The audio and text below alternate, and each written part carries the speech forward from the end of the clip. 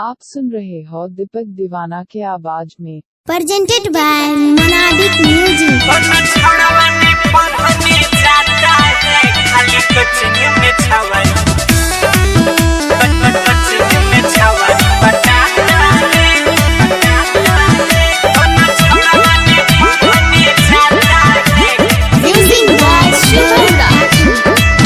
सब देखने में लफुआ लफंगा है, लेता बिना बात का पंगा है।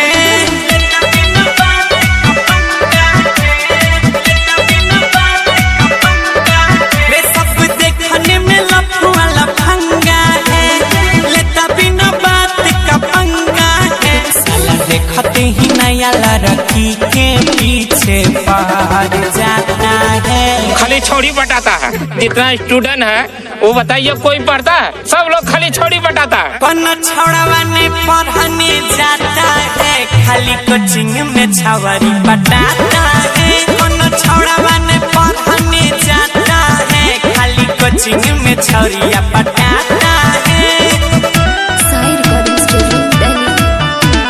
कोचिंग में छौरी बटाता है। कौन छोड़वा ने पढ़ने जाता है। रे भैया बलुल बनाई के मोटर साइकिल उठाई के।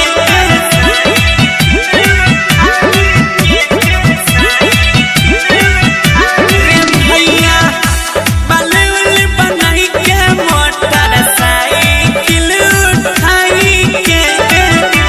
नया नया माल देखै रोजे बाजारे जाएंगे। छौरी सबके पीछे पगलाया है, लुच्चाओं का ग्रुप बनाया है। गलती करके अपने में सब कोई मार फंसाता है। कौन छौड़ावा ने पढ़ने जाता है, खाली कोचिंग में छवारी पटाता है। प्यार का जाल बिछाता है, खाली कोचिंग में छवारी पटाता है। प्रेजेंटेड बाय मोनाबिक म्यूजिक। कोचिंग में छवारी पटाता है। कौन छौड़ावा ने पढ़ने जाता है। सुनो ने नया नया खून चढ़ल रहै छै जवानी।